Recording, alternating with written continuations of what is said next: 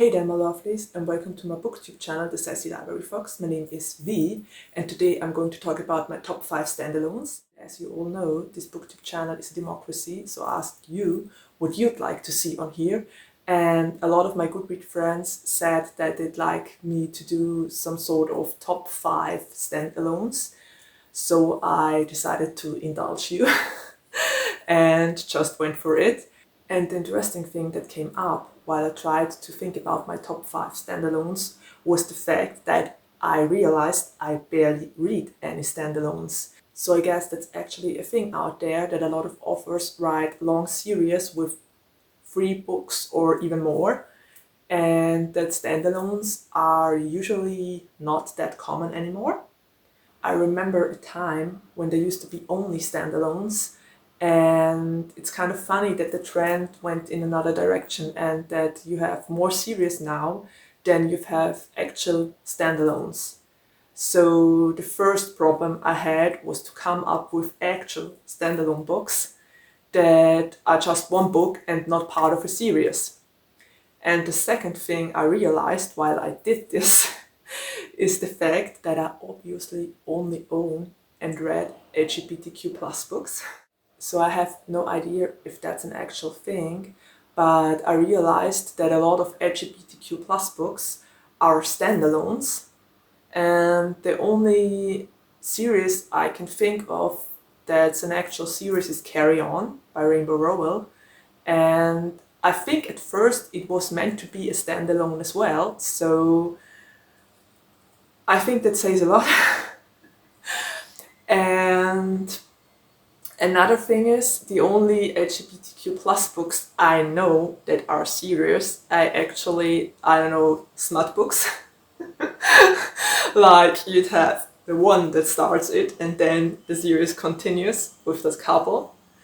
So it's really kind of interesting to see the difference here. This said, I want to thank all the people on Goodreads and all my followers and friends that actually took a moment to think about what they'd like to see on here and gave me the new topic to talk about. So thank you guys.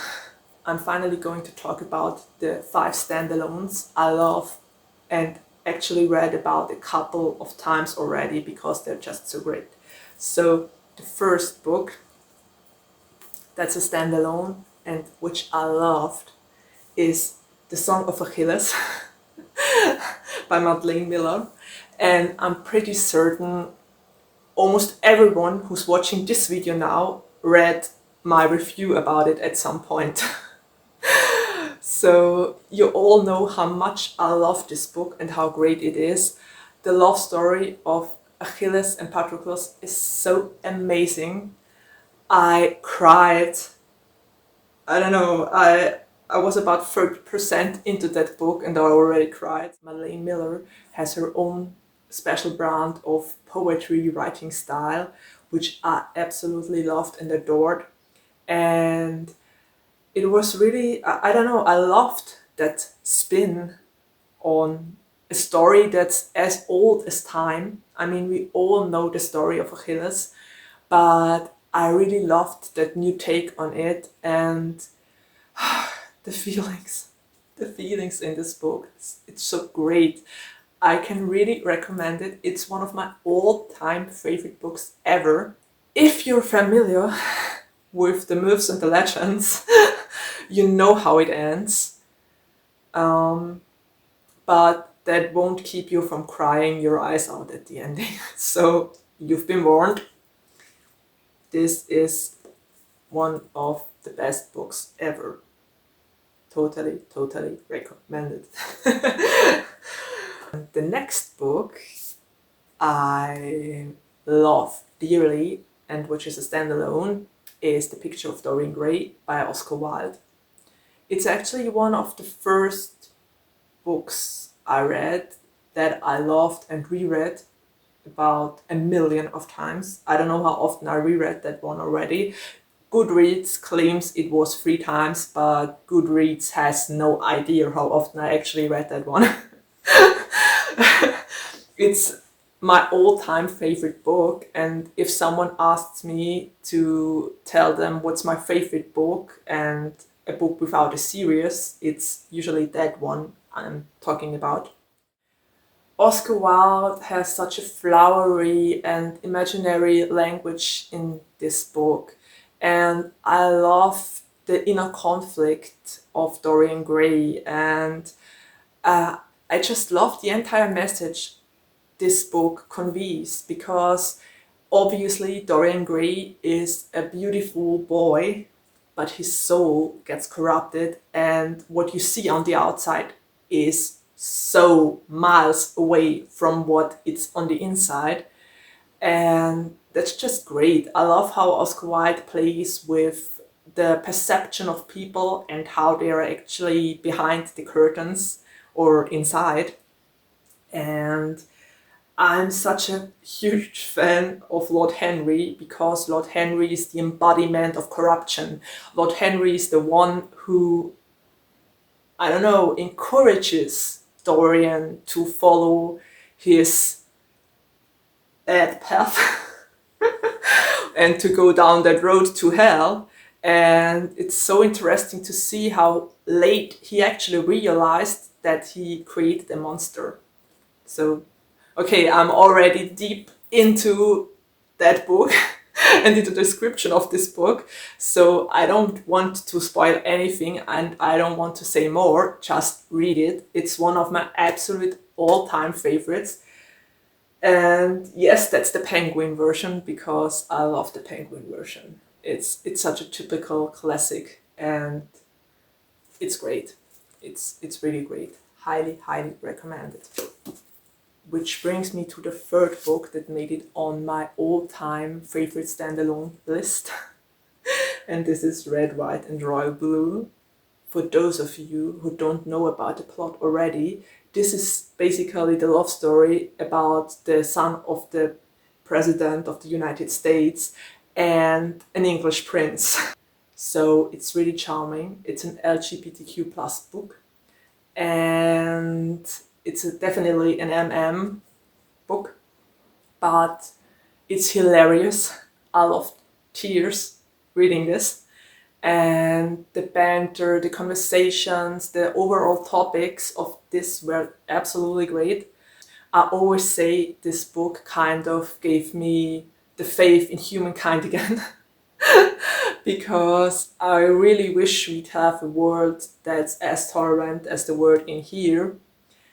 But you can always hope and dream, and maybe one day we'll actually have a female president in America, and maybe one day people will be able to come out and to be accepted exactly as they are. I mean, we're already getting there, but it's still not the way it should be, if you know what I mean. I mean, and coming from Austria, Austria is one of those countries that's still a little bit behind. I can really recommend this one. It's cute, it's funny, it's hilarious. It has a lot of different reps in here. So I think if you decide to read this, you can't go wrong. You'll love it, I'm sure of it. This is book 4 on my top 5 standalone book list. The Seven Husbands of Evelyn Hugo. And I absolutely loved this book because Evelyn Hugo is so amazing. This entire book gave me all the feels and all the Hollywood vibes.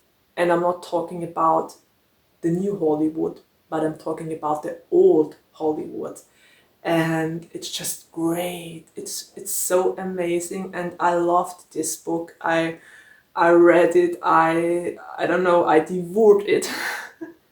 And the story is just great. I mean, you get to know all of the 7 husbands of Evelyn Hugo and how she got to know them, how the relationship was, how it ended. And it's like a red thread that's going through the entire book. I don't know what I can say more about this. Just read it. It's one of those awesome books that will stay with me forever, and the ending was actually quite shocking. So you should definitely read that one, and I'm curious what you'll say about this one. It's really great. The old Hollywood era is amazing. And the last standalone I found in my bookshelves is The Starless Sea by Erin Morgenstern.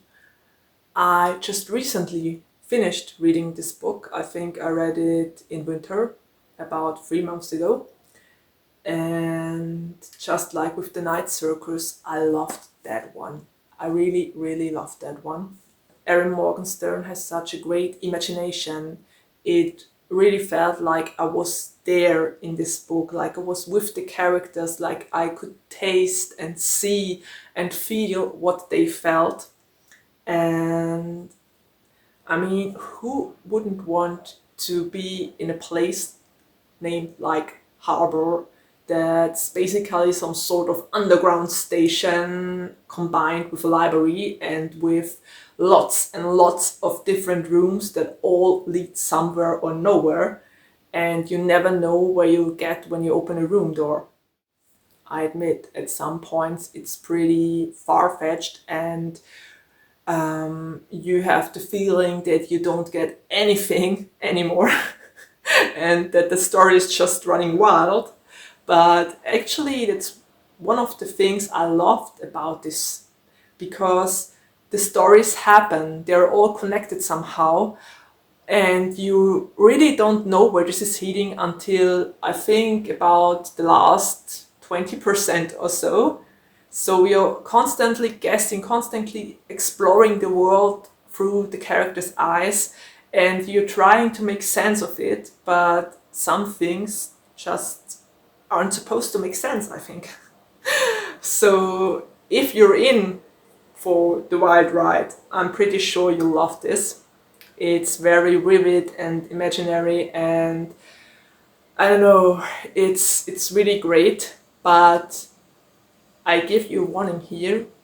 It's a hell of a great book, but you have to be open-minded and you have to let it do its magic. So, well, if you can't do that, you most likely won't enjoy this book, but I think that stands true for all of Erin Morgenstern's books. I mean, The Night Circus is also one of those books you have to let yourself jump into, and you have to feel and experience. If you're not the kind of type who likes books like that, then I wouldn't recommend you this one. But if you like a challenge, if you love to walk through closed doors and see what's behind them, then I'm pretty sure you'll love this one as well. So those were my 5 standalone books that I loved and that are in my bookshelves. I hope you enjoyed those 5 standalone recommendations. It are, as I said, all LGBTQ plus books, except of The Picture of Dorian Gray. Well, okay, that's not entirely true. I think a lot of people think that The Picture of Dorian Gray is an LGBTQ plus book. I think it depends on your point of view, if it is or if it isn't. So I think you just should make your own opinion.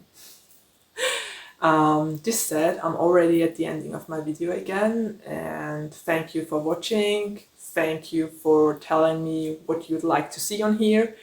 And well, as always, there's nothing more left to say. Take care, stay healthy and safe, and bye!